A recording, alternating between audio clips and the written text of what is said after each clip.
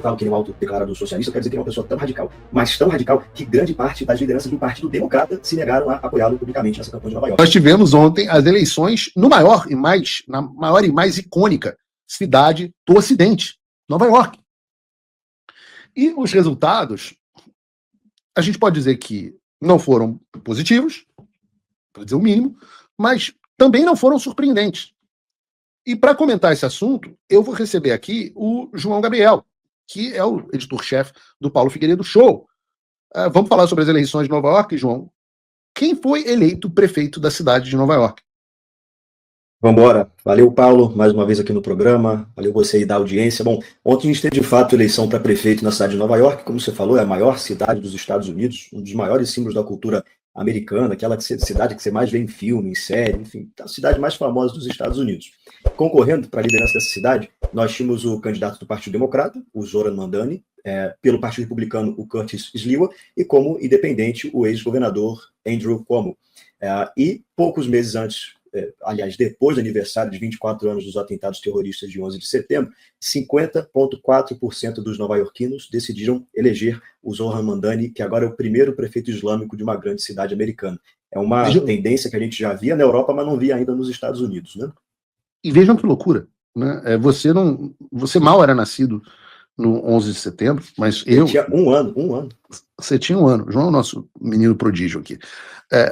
O João tinha um ano de idade, mas eu lembro muito bem, naturalmente, como quase todos da minha geração e mais velhos, você que está aí no chat deve dizer se lembrou ou se não lembrava, onde você estava no dia 11 de setembro. E o que se seguiu, né, foi até uma rebordosa, que você pode chamar de quase que islamofóbica, assim, né, onde as pessoas passaram a ter pavor de muçulmanos, não totalmente desprovidos de razão, mas 24 anos depois, a cidade que sofreu o grosso, né, a pior parte dos atentados do 11 de setembro, elege justamente um muçulmano para ser prefeito. Você estava falando que é uma tendência que a gente vê na Europa, né?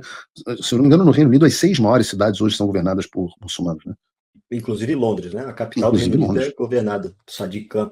E isso é muito interessante, inclusive, porque ainda durante a campanha eleitoral, o Mandani ele se reuniu com o Siraj Warraj, que, de acordo com os promotores de Nova York, é um dos co-conspiradores não indiciados por outro atentado no World Trade Center, que ocorreu em 93, muitos anos antes do 11 de setembro, e que resultou na morte de 6 pessoas. Esse sujeito visitado pelo Zoran Mandani, ele também fez comentários públicos em defesa dos organizadores desse ataque terrorista e disse que os reais terroristas, na verdade, eram o FBI e a CIA. E ele próprio, esse sujeito que o Zoran Mandani visitou, já conclamou aos fiéis da sua mesquita uma jihad em Nova York. Segundo ele, uma jihad não armada, pacífica, etc., mas uma jihad, né? uma guerra contra os infiéis de Nova York. E como se tudo isso, esse recorte inteiro já não fosse ruim o suficiente, né? Nada está tão ruim que não possa piorar, o Zoran Mandani, além disso tudo, ele é um autodeclarado socialista. E quando eu falo que ele é um autodeclarado socialista, eu quero dizer que ele é uma pessoa tão radical, mas tão radical, que grande parte das lideranças do Partido Democrata se negaram a apoiá-lo publicamente nessa campanha de Nova York. Inclusive o Obama, né? Inclusive o Obama, foi o caso do o Obama, que é o presidente mais radical de esquerda da história dos Estados Unidos, e ele se declarou e o Obama inaugura essa nova cara do Partido Democrata, que hoje acaba no Zoran Mandani, né? Mas sim, além do Obama, também o Chuck Schumer, que é senador pelo estado de Nova York, que a gente viu ele na semana passada falando que o Bolsonaro foi indiciado por corrupção, mentindo lá no Senado americano. Esse tipo de gente acha que o Zoran Mandani é radical demais, para você ter uma ideia de quem foi eleito. E isso é interessante também porque mostra que tem uma divisão na esquerda americana. As pessoas acham e sofrem do mau entendimento de que a esquerda não tem divisão, só quem briga é a direita. E isso não é verdade. Aí nos Estados Unidos, pelo menos, de um lado você tem os políticos mais ligados ao establishment democrata, aqueles caras mais tradicionais, que ainda tentam passar uma roupagem de liberalismo econômico, liberdade individual, e do outro lado você tem a nova face do Partido Democrata. Que está cada vez menor, né? Mesmo dentro do establishment do Partido Democrata. Eu diria que o Partido Democrata era um partido moderado até a década de 90, mas já com Barack Obama, como você disse, inaugurou-se uma nova fase do Partido Democrata, que já é um partido de esquerda bastante radical, né? Barack Obama é um político de esquerda para os padrões americanos e para os padrões globais, que defende políticas bem radicais. O governo de Joe Biden foi um governo com políticas de esquerda bastante radicais. Mas o Chuck Schumer, vejam, hoje o Chuck Schumer está apoiando o shutdown do governo americano para financiar com US$ 1,5 trilhão programas assistencialistas para imigrantes ilegais, inclusive. Então, sim, sim. Nós não estamos falando assim, a esquerda moderada, o centro, essa área meio PSDB, digamos assim, do Partido Democrata, hoje absolutamente em extinção, com até os políticos tradicionais que fizeram parte dessa esquerda mais social-democrata caminhando para a esquerda. Mas, certamente, quando você entra na área de políticos como a Ocasio-Cortez, a própria Ilhan Omar e agora o Mandani, você está falando de socialistas comunistas e, no caso, alguns radicais muçulmanos. Sim. Inclusive, tanto a Ilhan Omar quanto o Mandani não foram nem nascidos nos Estados Unidos, né? Também um ponto muito interessante. Agora, a leitura é exatamente essa. É uma ala radical do Partido Democrata que está assustada com o quão radical mais é radical. a outra ala. Exato. É o pessoal reclamando de um partido mais radical do que o pessoal que é definido por esses nomes aí que a gente citou. E o que essas eleições demonstraram em Nova York... Um exemplo bom, no caso, é que o candidato derrotado dessa esquerda moderada foi o Andrew Cuomo, né, que saiu desgraçado até numa denúncia de assédio sexual do governo do estado. Foi governador. Andrew Cuomo foi o governador talvez mais radical no país nos lockdowns da Covid-19. Então a gente está falando de alguém que... Escândalo dos idosos também, né?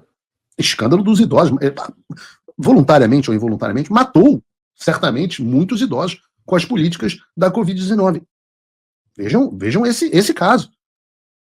E pede para quem? Para um garoto, para um socialista de 34 anos, que apareceu um fenômeno de rede social. E o Cuomo era herdeiro de uma elite política já, né? Ele também era... Se tem uma figura que significa establishment, é o Andrew Cuomo, que o pai dele também foi governador de Nova York. E aí, como você falou, chega o irmão cara da CNN. Nada. O Chris Cuomo, né? São pessoas muito ligadas ao establishment democrata.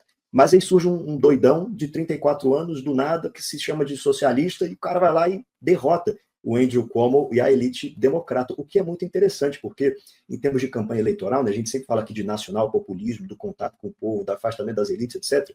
O que ocorreu na esquerda americana foi parecido. O Cuomo apostava no apoio da elite financeira de Nova York, mídia, etc., enquanto o Mandani estava na rua, conversando com as pessoas, falando sobre economia, a proposta maluca dele lá de ônibus gratuito para todo mundo, e no final das contas, quem saiu vencedor foi ele, né?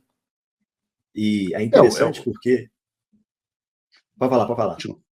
Não, é interessante. Essa mudança da esquerda em direção ao populismo é perigosa do ponto de vista eleitoral, porque a maior arma que a direita passou a ter em relação à esquerda, e por isso que a direita se tornou imbatível em eleições justas, como a eleição dos Estados Unidos, né, de 2024, contrastando com a eleição roubada de 2020 demonstraram, e como se houvesse eleições limpas e honestas no Brasil em 2026, a esquerda seria esmagada, como vem sendo esmagada em outras eleições. A vantagem da direita está essa conexão com as pessoas comuns. Isso que a gente está falando de uma direita que apoia operações contra o tráfico e uma esquerda que defende o tráfico. Então, a grande arma da direita é a direita ser populista e a esquerda ser establishment. Não é uma questão tanto de ideologia, é uma questão de conexão com as vontades populares. Pessoas, quando você tem um candidato de esquerda que consegue, como o Mandani, capturar a ideia da conexão com o povo, e que seja com o povo esquisito de Nova York, porque o povo de Nova York é muito esquisito. Eu me lembro de andar em Nova York e olhar, eu praticamente morei em Nova York, era a minha segunda cidade, eu trabalhava em Nova York nos anos ali de 2011 a 2015, 2016, e, veja, já não era Nova York áurea, né? Mas eu via muitas pessoas bonitas em Nova York. Você andava nas ruas de Nova York, as pessoas estavam bem vestidas, bonitas, pessoas arrumadas, né? Toda a ideia dos yuppies, dos yuppies, aquela estética, né? Você pode até voltar para Mad Men, né? Os homens da Madison Avenue. Hoje em dia parece que você está entrando no hospício, né, cara?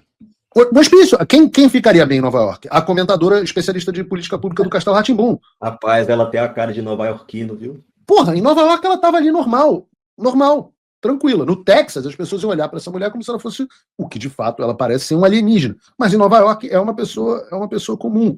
Então, não me surpreende que um candidato que apareça falando a linguagem daquelas pessoas esquisitas derrote um candidato do establishment.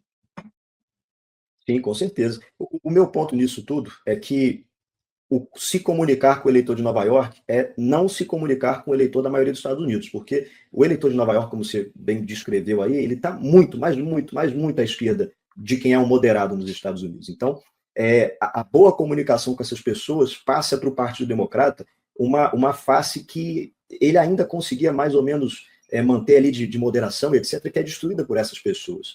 E aí são duas brigas, né? O Zoran Mandani agora tem uma briga com o establishment democrata, a governadora de Nova York, a Kathy Hochul, já falou que não vai apoiar o plano maluco dele de aumento de impostos, você vai falar sobre isso aí daqui a pouco também.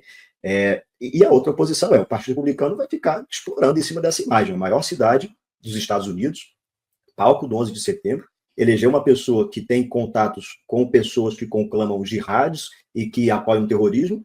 Essa mesma pessoa se declara socialista e essa mesma pessoa é a cara do Partido Democrata. Lembrando que ano que vem tem as eleições de midterm, de meio de mandato, e assim, é muito ruim para o Partido Democrata ter à frente dele pessoas como o Zoran Mandani. Ao meu ver, isso só favorece o Partido Republicano eleitoralmente. O tic-tac acabou. Vieram as sanções de visto contra os ministros do STF e a Lei Magnitsky para cima do Alexandre de Moraes. Pela primeira vez o jogo começou a virar. Mas isso não foi por acaso. Foi fruto de muito trabalho. E só aconteceu graças ao apoio de muita gente.